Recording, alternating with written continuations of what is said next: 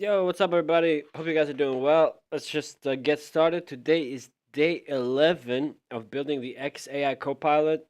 Good morning, everybody. We're gonna get started now. Let me just make sure that our stream is working good, and we'll get cooking. I think we're gonna continue mostly using our own product today, and just see if we can get some small polishes done. Nothing too crazy. We're just gonna continue polishing up everything, make sure that it works. Let me make sure that my stream is working good, and we can get started here. Hope you guys are doing well. We've been building this about 10 or 11 days. I haven't really spent like full days on it. Mostly just it's been like half days, or 1 hour per day, something like this. So just pacing ourselves with this. And all right, looks like we got everything good. We got our coffee here. Cheers, everybody. And let's get to cooking. So we got about 1 hour here. Let's reduce the camera. Let's see what we got. Did we leave off last? That's what I want to know. Let's look here. We did make some updates to Mergestorm, but this is a little bit separate. So let's just go here. Refresh this. It's gonna be blinding. Okay, so what do we have going on here? All right, let me go back. We have here. So again, guys, X-Copilot here. If you guys are interested to try it, it's open source. You can use it. The way it works is you create an agenda, and you start scouting for threads. It uses the X session API, X session key, not API, to do all the searching, and it will find some good threads according to your agenda that you should interact with. It will also track your interactions. It has a small level thing here, and we have a streak. Best is 4, so it kind of helps you a little bit to gamify this experience to try and make this a little more interesting. So here we go. We got a couple of threads here. Let's check out. This one has a kind of a high score, which doesn't seem good. Maybe we should just, if it's over 30, we just not even show it. So let's see this one. Elon is building Terafab, the massive AI chip fab in Grimes County. His ex is named Grimes. This is just like super random. I don't really care. Yeah. People like to, okay, let's just find a different one. Reply discussing ICP. Let's see. This is, help, the CEO of Definity replied to my February post and cornered me. My fatal mistake was not foreseeing ICP's roadmap. By the way, guys, ICP is an intended customer base, or I'm not sure what P is, but I'm sure it's just something to intended customer that you're looking for. I don't think this is really an ICP versus NEAR debate. Again, seems like some crypto stuff. Look, I like crypto, but we're not doing this for crypto, so we can actually mark as not interested in crypto related content. Now, I love crypto, don't get me wrong, but just for this, for us to grow, we want to focus more on AI's traditional SaaS rather than crypto, because it's just crypto. There's a lot of noise on crypto Twitter, and yeah, you're just gonna get ignored most of the time. It's a lot more interesting. So here's another one. Carl Benedict Frey expects AI productivity to boost to trail the computer revolutions. Builders should measure the whole workflow, including review and rework. What number would convince you an AI feature truly saves time? This takes too much to think about. Again, these kind of questions. I need something that's. This is the same thing. Someone replying. I believe we already included that. Yeah. Let's see if we can find a decent thread to interact with. This one. Okay. The issue is he kept replying to his thread, so it kind of it will never include those kind of responses, but it will include the OP. 7 days after shipping an AI feature, the model builds usually the least interesting line item. The expensive part is what shows up after. I don't know what it is. I don't know what it is, but it just feels like it's some engagement bait. I'm trying to find a good thread, guys. I'm just find at least one good thread. I'm not sure why sometimes it's a little bit hard to find a decent thread to interact with. Around 80% of global trade travels across the world's oceans, promoting some man.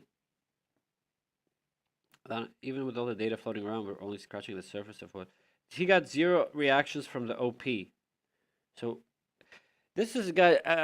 He got 0 reactions from the OP. Why would we interact? Maybe because he might interact with us. Okay, this is a little bit tough here. I'm not gonna lie. I'm trying to like fine tune more the actual threads it finds, and again, this is just promoting some app. It's really hard to engage with this. Okay, we're gonna just kind of go through a couple more just to see what's going on here. And here it's a reply to a promotion, not interested. Reply to a promotion, not interested. Okay, so we have a couple of like gripes we're dealing with right now. Clearly, a couple of things we're not happy with. So we did market it and not interacted. So the idea is I want to go back here and I want to have Grok. First of all, this has been merged, I'm pretty sure. Okay, we merged the PR, so go ahead and restart production. So the other thing is, it's hard to find all the little, keep passing all the little details. I think it might be a little bit easier to see if we can just look at the memories we've already tagged as not interested and why, and see if Grok can come up with some strategy to improve our scout strategy so we can get some more interesting threads. Let me at least find one good thread that I think is worth replying to. So how about this one? I've been told building robots from scratch since I was 9. There's no such thing as good AI under hypercapitalism. Oh my god, the people using Gemini AI aren't building robots. They're saying summarize this 300-word text. It's really hard to engage with this, right? I'm not sure how to engage with this. I'm gonna try to see if we can find a better prompt or agenda to find a slightly better threads. So again, this is engagement bait, classic engagement bait, and someone replied to this. Again, we need to find a way to isolate this and avoid, what we did properly is we stopped allowing this kind of content to surface, which is correct, but we're still allowing replies to engagement bait to surface. We should treat this as almost like, someone casts a bait to catch a fish, which is going to be this post right here, and they caught a fish. This crushed between is the guy who got caught. He gave them engagement. He got 0 value back, barely any views, but he gave them engagement, right? So in this case, this guy should be treated as, the fish they got hooked. So we want to avoid both the hook and the fishes that got hooked, if that makes sense. So I'm going to try to explain this to Grok and see if we can improve our strategy meaningfully. So let me go back to Cursor here. And I took a screenshot. I just put it here. So this is I want you to. I'm just gonna do it. I can't do it in voice chat because I have an image attached. I don't know why it's. I'm just gonna type it out. Look at these kinds of posts. They still surface. It's clearly a reply to an engagement bait. I think we already properly filter out engagement bait, like the post in the screenshot, but we still fail to filter out any users who fall victim to this engagement bait and end up commenting on it. We are not interested in entering any threads that started with engagement bait or any replies to a bait post. What do you recommend? Is there a simple way forward? All right, we're gonna try to see what Grok suggests. The issue is clear. It's just one. I mean, it's just one small issue because we still have like a broader thing where I'm not really getting anything too interesting to respond to. So it just needs a little bit of fine tuning. So this is at least one thing. I think we already filter out the main engagement bait post. So this could be a good thing if we can essentially just blacklist. If we find a post that is a reply, that's an engagement bait, that's a reply to this, we need to blacklist every reply to this post. We just don't want to interact with it. That's the thing.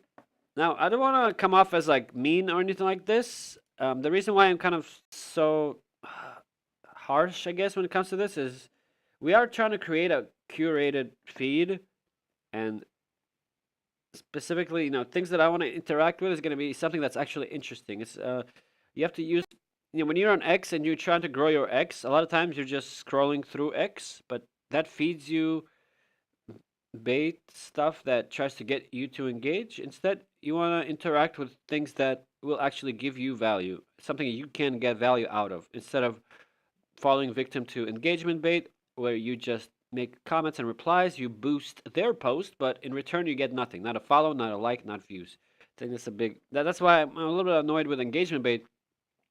The thing is, I mean, these kind of posts are not really the issue. The issue is that you have a post like this that gets promoted heavily. It looks like it was just boosted. I'll show you here. This looks like a boosted post. I'm not sure how they do ads on X, but I'm not sure why they don't. I mean, this clearly feels boosted. She has 1,600 followers with 500,000 views, It feels boosted.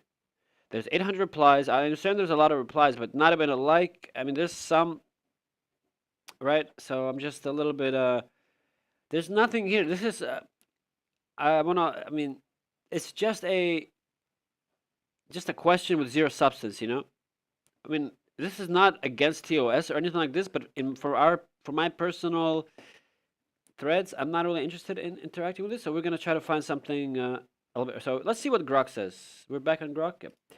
So it said there is a simple path. What's happening? We triage score the reply itself. The bait OP often gets skipped, but a decent reply under it can still look cool, especially if Hydrate only saw the immediate parent and not the root.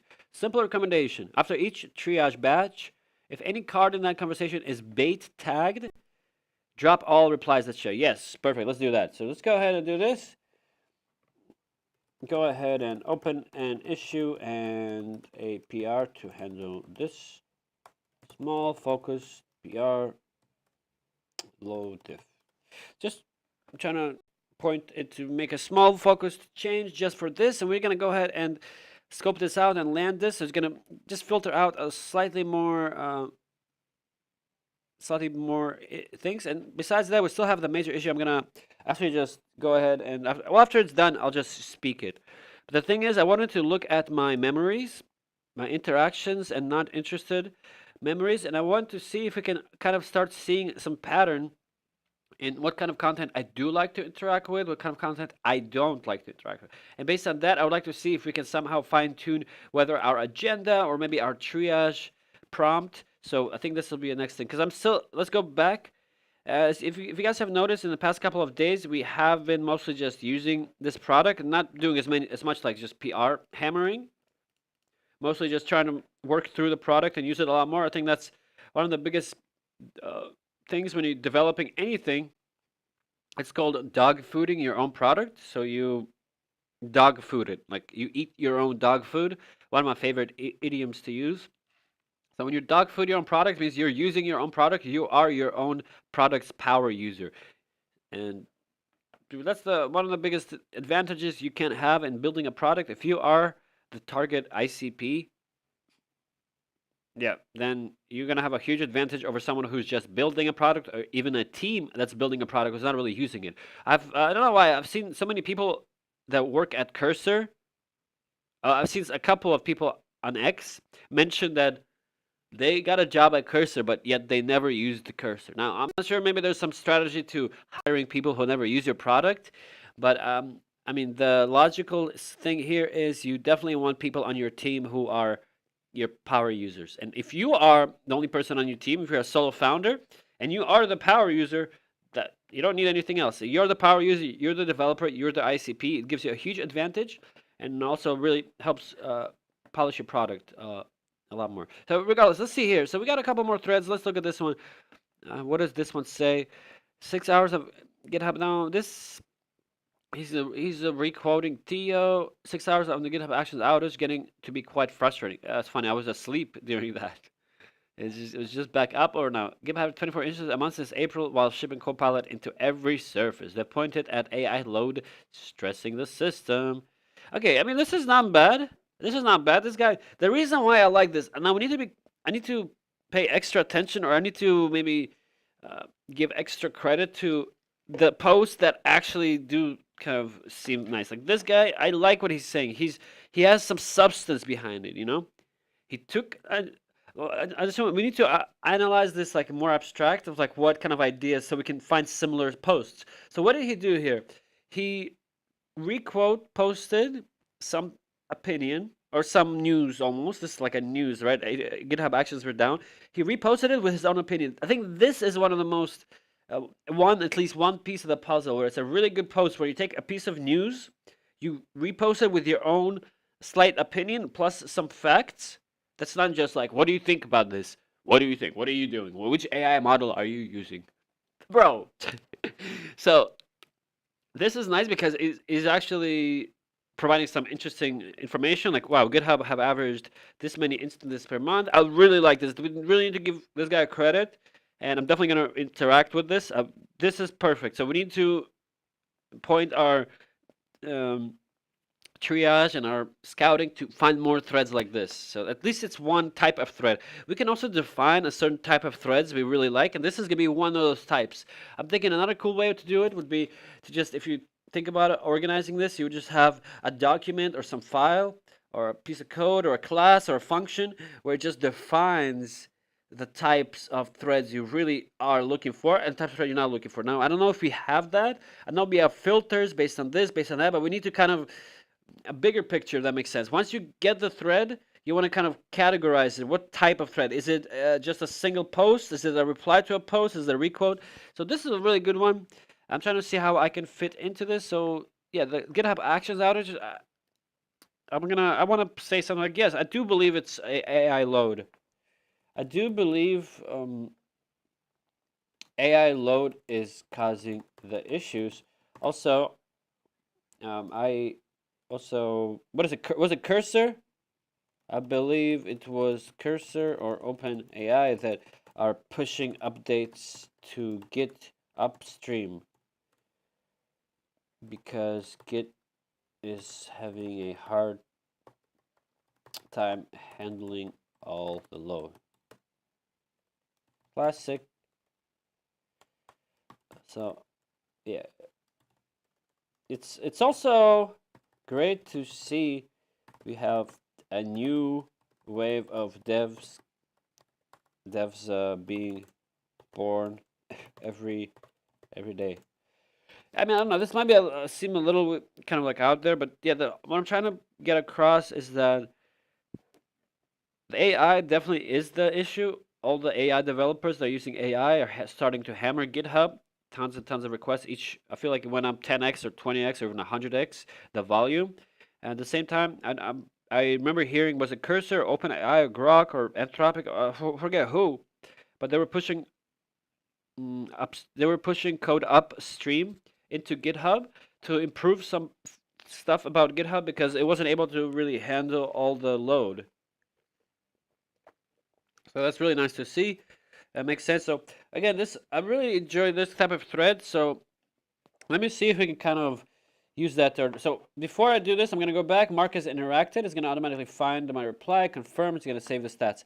Now let's go back to Grok Cursor really quick and see what it says. So it did land this PR. Now, if I can show you guys really quick, let me show you the all new dashboard for our stacks. Yep. Do we only have one stack right now? Yep. So let me show you guys this. This is our new and improved dashboard for Mergestorm. As you can see here, what do you guys think? We still need to, I might need to refresh this because we're still waiting on some code to come in. And just a small UI issue here, as you guys can see, that PFP needs to match. But look at this, guys. We're trying to do it similar to Cursor in a way where you have the chat on the right. Why do you need the chat? You need this for resolving conflicts. If you want to resolve merge conflicts or if you want to talk about it.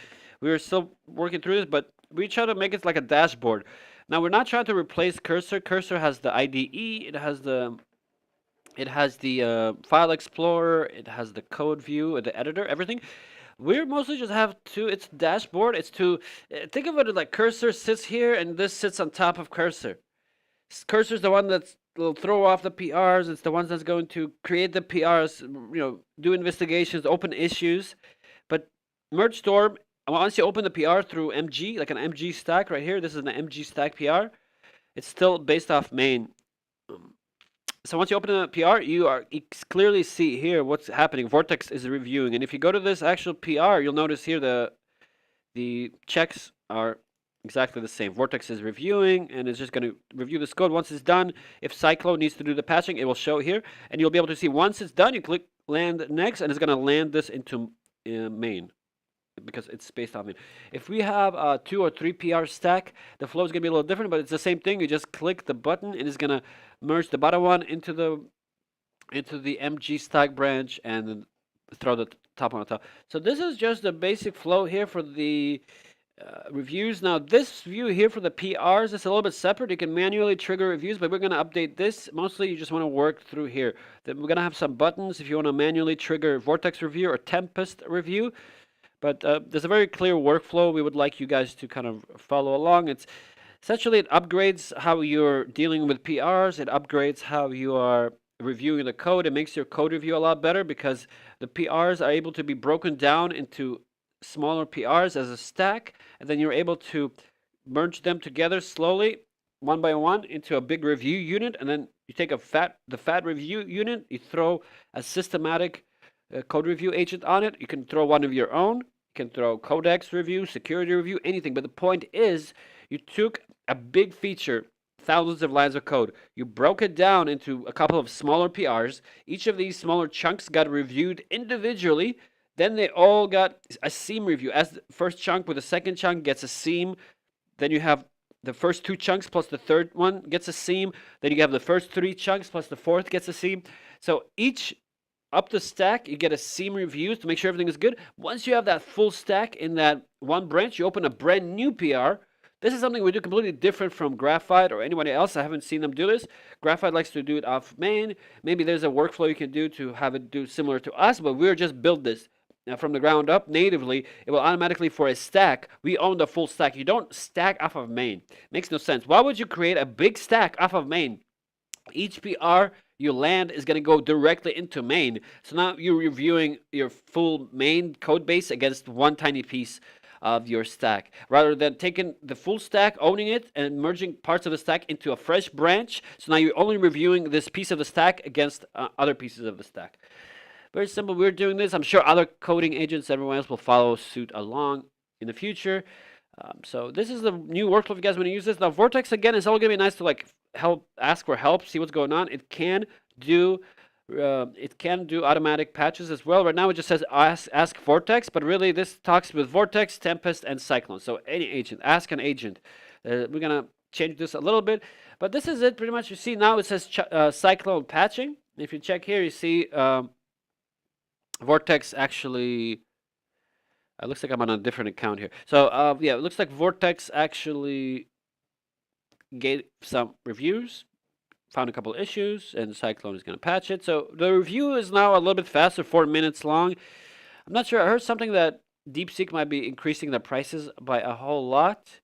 I'm not sure if and / when this is going to happen, how it's going to affect us, but we have a solution as well. Even if DeepSeek goes off the rails and starts charging us like 10 times the amount, we do have a solution. There's a couple of other models that we're looking into, but yeah, nothing will really change for you guys. And yeah, one thing is just, I know I've been talking about Mergestorm. I can talk about Mergestorm for hours, but one thing I wanted to mention is the reason why I'm really confident about Mergestorm and about this product, first of all, is this product will keep improving as the models get improved. One of the key ideas I think that a lot of people might be thinking about is like whether this kind of product will still be relevant a year from now, 2 years from now, 5 years from now. I think yes, it will still be relevant. Why? First of all, this is you can think of it as a harness for review agents, just like Hermes is a harness for full agents. This Mergestorm, the code base and everything is. You can think of it as just as a harness for code review agents with GitHub. That's what it is. It's a harness, and the harness remains the same. Like, yes, you can update it, tune it as models change, but the underlying models will remain the frontier models, whatever is available at the time, whether it's DeepSeek, whether it's Sol becomes cheaper, whatever it is, we will always use the latest model. So what you're paying for, you're also paying pretty much at cost. So we developed this harness. You get to use it to do really good code review, so you don't have to reinvent the wheel. You can go to automation. You can actually, I think agents is another new tab. So the agents tab, we for Vortex, we don't have too many settings yet, but we're gonna surface a thinking mode. So you can set thinking mode. That's gonna affect speed. It's also gonna affect credit cost. But for Vortex, it's a default on a high. It's already really low credits. We can do a max if you want a little bit slower, a little bit deeper thinking. Maybe it'll cost 1.5 credits. And Tempest, as you can see here, we already offer a couple of different options. We're going to remove Sonnet 5 because it's really not used. And honestly, if you had a choice between Sonnet 5 and Kimi K3, guys, of course, use Kimi K3. It's distilled from Fable. Come on now. So DeepSeek V4 Pro is really nice if you want a cheap review, if you want to just hammer Tempest on a lot of reviews, if you like it better than Vortex, you can run DeepSeek V4 Pro. But Tempest, as you can see here, we allow you to choose the models, Opus 5, Fable 5, whatever you want. So again, this is a harness, like a closed source harness for review agent that's been through many months of evolution and progress. And unlike other, code review agents, we're not trying to make profit on this. I mean, we're just still scaling this, right? So we're offering you everything at cost. If not, we're actually paying more for API costs compared to what we get from you guys. So our whole goal, my personal goal now, is just to scale this. We're not worried about profit. Very small team, which is nice. We don't have to burn through money on anything. We're really happy to offer this at cost, which is kind of what we're doing here. We're going to make a few adjustments over the next couple of days, specifically for the usage and billing. We have 2 credit styles. We have standard credits and we have premium credits. We're just going to combine them into a single credits usage. So we don't need a premium and the standard. We don't really need it. It's 1 credit. We're just going to need to figure out exactly how to price it. Because technically we need to think of maybe 1 credit is equal, $1 or 1 cent. So you can kind of think in that term, in those terms. But the idea is to try to give you this at cost. Even right now, it's running below cost. I'm pretty sure, or at cost. So we're gonna make it a little bit consolidated here. Adjust the credit amounts per usage, and yeah, I mean overall, this is I'd highly recommend you guys to include this into your code review agentic pipeline. And the real product that we're building again is going to be this work tab, where it shows you all your PRs that are currently working across different repos. And then you can, when I'm really in the weeds here, deving with multiple PRs running, I always have many PRs going. I'm not sure which one is next, which one to land next, but it really speeds up my workflow. And we're going to continue to improve this so that the whole point is you have this window open, you have cursor open, and then, yeah, if you want to check out the actual GitHub stuff, you can just click on the GitHub link like this, and it'll take you to the actual GitHub PR. All right, guys, so this is a little bit it. I just kind of went off the topic a little bit just to explain Mergestorm. As you can see, we're still waiting on Vortex to review a couple of Cyclone patches. So meanwhile, I think we can go ahead and continue with our next task, which is going to be to try and investigate these kind of, so we did filter out some thread, but let's try and investigate some other issues. Give me 1 second, guys. I'll be right back.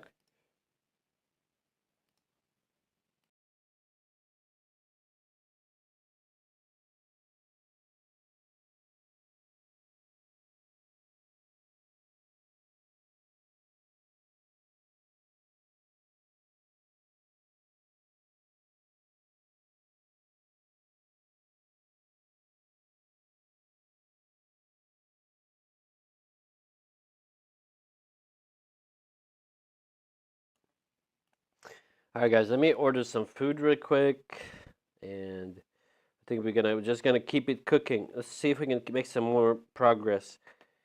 It feels like it is coming along together pretty nicely, but we're just trying to see if we can make it a little bit better. And a lot of times, the hardest thing takes, or the smallest thing take the longest, if that makes sense.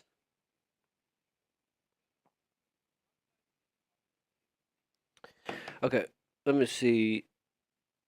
All right. Okay, so what do we got going on here? Let's go. We got this PR that needs to land, but we want to investigate some issue. I'm going to go back here. The issue is we want to try to identify more of these threads. So see if we can find a pattern. So I'm gonna ask Grok. Okay, I want you to just do a general investigation and look for any patterns you can already see from our marked interacted memories versus our not interested memories. Some patterns for posts that we really like, for example, is something with extra facts or an opinion regarding some recent events. Some things we don't like is just general questions that clearly scream engagement bait with zero effort or low effort. So the idea is, I'm trying to think maybe we can redesign some part of our triage system so we can categorize threads or create some categories for types of threads we do like versus threads we don't like. For example, we don't like, just general questions that give no substance that anyone can ask, that make the user, the reader, think about how to answer it. We do like things where someone takes recent events, news, and provides some additional information like extra statistics or extra opinions, which makes it easy to engage with and interact. So based on this, can you suggest how we can move forward, whether to redesign some of the triage, or maybe you can already see some patterns from our current memories? Yeah, so I just told it some, like, pretty much just said some random stuff. But the idea is I just wanted to investigate. I don't want any code changes. I don't want any issues open. I just want to think through this. And I do this a lot with Grok, especially a lot of times, I like to think through things. And it's best to ask the agent that's actually working on your code, because it's going to be able to look at your actual code and give you real data. So here, again, if you guys don't know, we have some memories in our dismissals and interactions. So anytime you interact with a post, it saves it as a memory. And every time you dismiss a post, if you give it a reason, it's going to save it as a dismissal. So we already have like 30 or 40 memories. It should be decent enough to get to a point where we can maybe start to see some patterns. Obviously, we would like to see more memories, and this is why we've been continuing to use this product. So meanwhile, while it's doing this work, instead of sitting here waiting and rambling on about nonsense, let's go ahead and continue to dog food our product. What is this thread? Let's continue. Let's look at a couple more threads. This is the same thing that we're going to filter out. Remember, this is engagement bait that's been boosted, got 600K views. Why does this get 600K views? It's a simple question. Probably got boosted. Anyway, this guy fell victim to this engagement bait. So we are going to, for now, we're just going to skip it. But after this update, this is going to ship. We're not even going to surface these kind of threads anymore. Let's take a look at this one. Again, this one looks a little bit interesting. I'm not really sure. It's something about apology. Oh, man. Mega kernels, cursor jobs, monster kitty kernel. This is very niche. Something about kernels. It takes too much time for me to understand and process. Yeah, we need something quick. And okay, here it is. Shocking how 22.6 is 16-year-old shipping advanced AI voice models, and Siri is still this. Yeah, but see, the thing is with this, the reason why we're not interested in this is it's dogpiling, it's negative energy. It's very easy to interact with. That's another thing. Man, it's like a minefield on X, I swear to God, bro. It's like a minefield. You either get dragged into some negative energy threads where you end up hating on something, and very, very easy to interact with this. It's very easy to say, yes, Siri is not good, because I don't think Siri is good either. But it's also not good, not a good look. It's not something we want to do. So I'm going to mark this as not interested. So you can mark it as not interested and say this thread is just, the post is just dog piling on Siri, negative energy, not interested. Yep. Did I misspell this? I don't know. Anyway, so this will be added into our dismissals. So we'll be able to have it as dismissal. So let's take this last one and see. I need help. 4 days ago, I wired someone. Okay, this is, I'm not irrelevant. Talks about money, wiring. We are only interested in AI SaaS building / software engineering, not moving money around. Yeah, what is this, bro? It's nice at the very least that if you use this Copilot, you can manually kind of state your dissatisfaction with something without having to report it, without having to do anything crazy, without having to comment it, just in your internal system, so that in the future the system is going to slowly learn. We already have 26 dismissals, 22 interactions. Slowly, the system will learn what you do and do like. This is one of those things where I don't even know what I like, right? I mean, I know when I see it, when I see a thread, I can say, yes, this is good or this one is not good. But I don't know all the criteria how to find those threads right now. It's like a little bit bigger than me. And this is where AI is perfect, is be able to find those patterns that us humans are having a hard time with. Let's go back to Cursor and see what it says now. So it did the investigation. He actually gave me a nice Canvas report. It's another cool thing I want to show you guys is when we get these kind of Canvas reports. Beautiful. I like this. A lot of times if I have some big feature or product or issue, like this is a decent example of one. So memory patterns, we want to kind of really understand the report and see what it says and kind of see some actionable insights. This is perfect. So here's what it says: interacted versus not interested patterns. So we don't have that many. We only have 22. We do have about 30% dismissal rate, which is good. I mean, this is not good. I don't know. It's just a fact. So let's look at what is that? What you actually skip? Promo slash self promo. Yes, that's the biggest gripe. I don't. We're all trying to sell something. It's clear. Going around and just spamming your link or promoting it with X-Post is just not what I want to see. So promo slash self promo, 29% app slugs, product URLs. Yes man replies under promos. I love that. I love how we are able to identify all these kind of low effort replies and filter them out. The next one is low substance slash bait, low effort ask, nothing concrete to answer, off agenda crypto. Yeah, so no crypto. Don't get me wrong, I love crypto. I'm still in crypto. We doing a lot of stuff in crypto, but for this specific product, for this specific tool, crypto is just going to drown you. Because in crypto, everyone's trying to promote everything. The promotion angle is like turned up a million. So crypto is just going to be a lot of noise for us. Off agenda topic. Yeah, Temu vendors. Yeah, this is event promo. Event promo is just self-understandable. Wait, event promo is just we definitely don't want to interact with event promos because the only way to interact with event promos is to either attend the event or something you are attending, and this is a very niche. No clear entry. Private questions to a PE video only, no hook. Right, bare news link / drama. Just a news link as well. We're not interested because it just falls under self-promotion. So, prefer to engage recent news, fact add-on, right? Sharp technical opinion, love that, yes. Lived experience answer, right. We don't want any hostile threads. We don't want any headline dumps, right? So this does get the patterns correct. Now, what is it going to do with these patterns? Recommended move.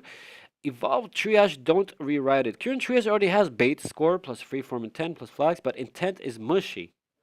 Genuine opinion, share insight, and dismissals never persist those fields. This seems like a major gap here. So let's start with a full redesign is unnecessary. Phase 1, load diff, suggested next PR. Add a closed thread kind enum to triage. Okay, perfect. So phase 1, okay, so I want you to go ahead and open up a proper issue for phase 1 and ship a focused PR or a stack of MG PRs to handle this issue.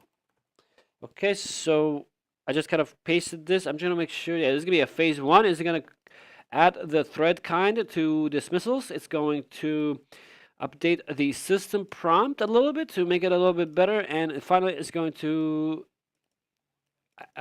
polish up the gating so it skips a couple of more posts that we are clearly not interested in. Do we need to go plan mode for this? No, we already made this plan. This is the plan. So we can just go ahead and execute this as an agent. So it's going to go ahead and do this. Meanwhile, while it's doing that, let's go back to our Mergestorm dashboard and see what is going on here. So Vortex is still reviewing. You can click sync to sync it. As you can see, Vortex is still reviewing it. And if you check here, you notice, yes, we did have this issue we just opened, kind of a follow-up thing, but it's going to be following up after this PR. So Vortex might give us the all clear here. Since Vortex is already on the last parts of the files and we did the patch, the way Vortex works is, as you can see, it says 6 out of 6 files. This is how many files this PR has, right? 6 files. Now, what it does, it checks all these files, it finds an issue, then when Cyclone patches it dirties up those files that were patched. So whatever files were patched here, as you can see in this diff, we had two files that changed. So technically, it will dirty those 2 files and rerun the review on them, which is kind of what it did here. And as you can see, those files that changed, it found a couple more issues. We patched it up. It re-dirtied the files, found more issues. So it is normal to do that. It's just kind of hammering the same. Looks like this is a different tweet lookup. Yeah, so the same file, as you can see, is getting hammered. And that's just kind of how Vortex works. Once it analyzes a certain amount of files, if you're not changing those files, it's not going to touch them. It's not going to review them. Why? It already analyzed them. If you really want a second review or a second pass review, you can throw Tempest on this or hit Vortex again, either once it clears, or you can do it in parallel if you really wanted to. But we don't really do that. And also, it always just look at the diff. Usually anything over 500 lines, if it's something critical and it's not like test code, then I'd like to throw Tempest on it. But anything like small like this, where it just seems like a small focus PR, we're just going to let Vortex, Cyclone is going to patch it up. Vortex might give us the all clear, and then we'll move forward. Meanwhile, let's look back at Cursor, what it's doing. I think it's going to be shipping our second PR right here. So it did open the issue, and it's just doing this phase 1. So again, today, it seems like what we're doing is we're continuing to fine-tune the core product, the algorithm, essentially. We have our own quote-unquote algorithm. This is another cool thing I'm thinking of is, look, the X-Algo is X-Algo GitHub. The X algorithm is open source. So, and actually another thing, before I forget, because it's something I've been wanting to do for some time. Well, after it finishes this, I'm gonna it's already done, but now there's a good idea. So I want to show you guys something else. What I love to do is we have something called references folder. Okay, what I like to do, I mean, you don't have to do this. Some people do it different ways, but I like to have a references folder that is not tracked. You don't track it with Git, and that's where you can clone some repos and just use them as reference. So in our case, we're gonna do this. Okay, go ahead and clone the open source X for you algo code into the references folder. /root/references. Do not track it on Git. And I want you to analyze the X algo for you code and see if there's anything useful there we can use for our product. Don't change anything, just do an investigation. Sorry for the typos. I mean, AI doesn't care how I type. As long as I get most of the word right, it's going to know what I'm saying. This is a random thing. I just like to show you some of the workflows I do. So this is another cool thing I do. If I'm building something and there's a lot of open source tools available, I like to just clone the open source tools and use them as reference. I never copy directly. I mean, I just have the AI look at the open source code, see how they implemented it. And one cool thing, if you are building a harness for your own agentic pipeline, clone Hermes, clone OpenClaw, clone anything else you can, any other harnesses you like. Clone them all into references folder and compare how they each handle certain tasks different, whether it's how they set the token limits, how they run the agentic loops, how they pass the chain of thought, what kind of parameters they use, what kind of defaults they have. All of this stuff is very important and gives you a nice baseline, a nice industry standard of where some of our best harnesses are at right now, and it gives you some nice baseline to start from to create your own harness. This is how we created parts of our agentic pipeline. For example, we looked at we looked at OpenClaw versus Hermes. Some differences for OpenClaw and Hermes. For example, for the RG tools or read file tools, right? When an agent reads a file, uses RG to read some information. How many lines do you give it by default? Do you really let it read the whole file? 500 lines, 1,000 lines, 100 lines, 300 lines? So different settings like this, different harnesses have different settings for the agents by default. So OpenClaw, I think, goes a little bit higher, and it gives the agents a little bit more room to read. So whenever it reads a file, it's up to like 32 kilobytes of information, something like this. It's a little bit bigger. Hermes, on the other hand, is a little bit small. It's a little bit fine-tuned. Like, it doesn't allow the agents to really get huge context. It keeps everything more lean, and that's why Hermes is a little bit faster, and a lot of people prefer it. So there's a lot of advantages and disadvantages, just the different ways of creating your harness. And a good idea is to just clone it into references folder and see what code you can use. That's what I'm going to try to do. I don't even know. I mean, I know the for you algorithm is open and public, and that's good. I don't know what kind of value we can extract from it, but it's just a good idea to give the agent this task and see what it come up with. So let's just see right here. It did it pretty quick. It cloned into the references folder. It's about 3 gigabytes. Source is only 2 megabytes. Phoenix LFS weights 3 gig, and Grok X prompt packs are missing, so it's not runnable end to end. What it is, the home mixer pipeline, hydrate, sources, thunder, in network, Phoenix retrieval, filter, multi-action, machine learning score, author diversity, select top K, post selection. Useful for us. We're just steal ideas, right? We just get the ideas, not the infrastructure. We're not, I mean, I think it's even written in Rust, right? So we're not really here to steal any code. We're just here to steal ideas, not even steal ideas, but we're here to use their ideas as inspiration. Soft negative scoring. Okay, conversation keep best. A dedupe conversation. After ranking one card per conversation ID, complements bait root suppress. We currently can still show sibling cool replies from different buckets. I'm not gonna lie. This is not easy to understand. I'm gonna have it explain it to me like I'm 5. Let's look at some other things. Soft negative scoring.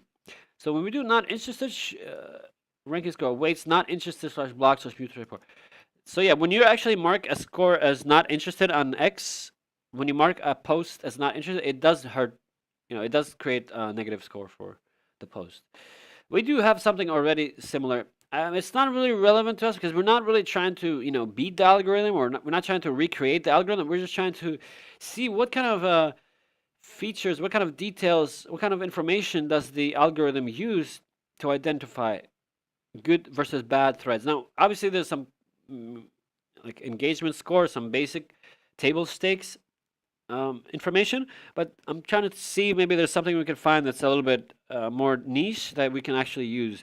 So soft negative scoring, this is just not instantly, shouldn't only hard drop, penalize similar authors. Okay, in ranks. So borderline bait sinks without vanishing forever. This is interesting. If we're doing triage, so a clear thing is we are not, we already taken, we do a search, right? We search for some keywords and we find threads. So we're not, if we mark something as not interested, we're not really affecting the search results we get, right? We can't affect the search results we get. The only thing we can affect is what search results we actually surface. And so in this case, I don't think, if we mark something as not interested, this kind of ties into the idea of, tuning our scout as it grows. It's which the memory already kind of handles. So not interested, it doesn't only hard drop, it actually stores the memory as well. So I don't think this is as relevant. The next part is author diversity decay. Nth post from the same author gets score times equals 1 minus floor decay plus floor. We already dedupe authors per cool set. A soft decay on the curated list will help refill floods. But we already dedupe authors per cool set. So this is, again, it's something to think about, but I don't think it's a game breaker or something to, not a game changer. Related ID memory. Unmark this, what is it? C/sort filter.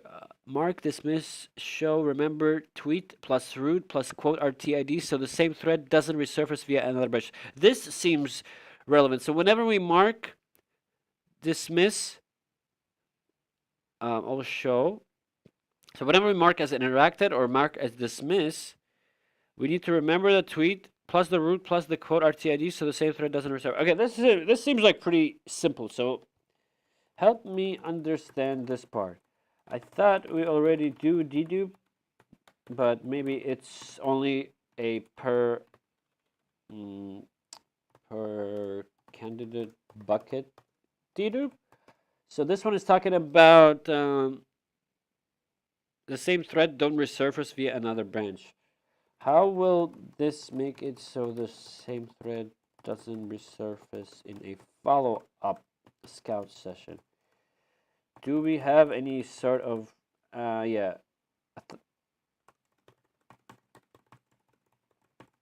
This is again a little bit niche because we do have a mechanism for deduping, right? If we interact with something, if we already interacted with something, we don't really want to surface it again because it's going to show up on our For You page or whatever.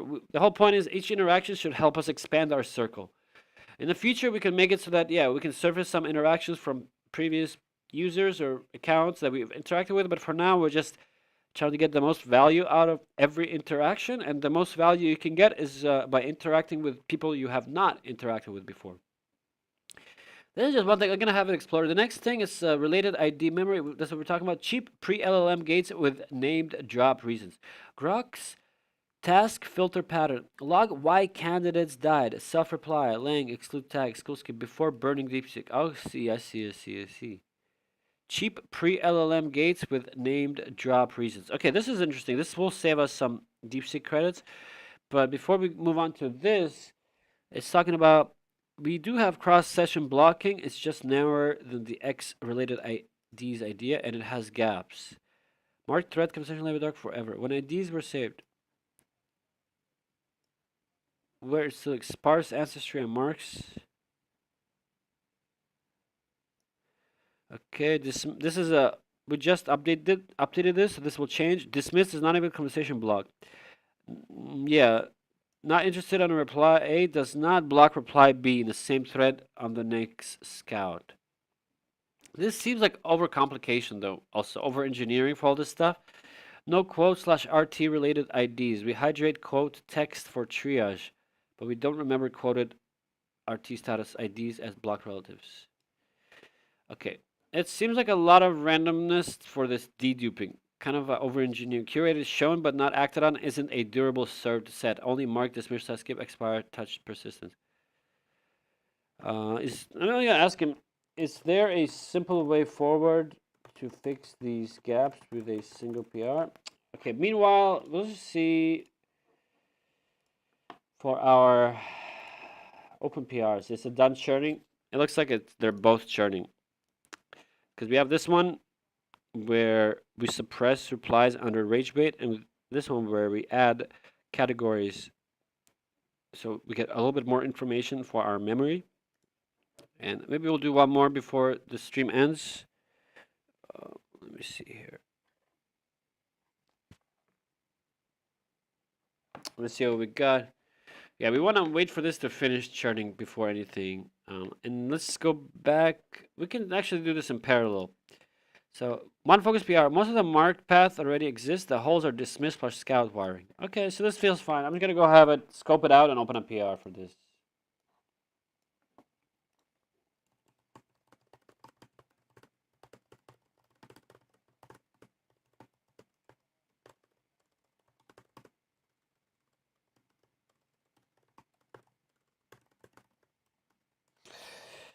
Okay, so I just told it to open an issue on this repo and open a focused PR to fix this. So this is going to be our third in-flight PR while we're still cooking all this. Oh yeah, I need to show you guys this. So just going to do the open the issue and implement the PR. Oh, it looks like, let me go back to here to Mergestorm. As you guys can see, this one is all clear.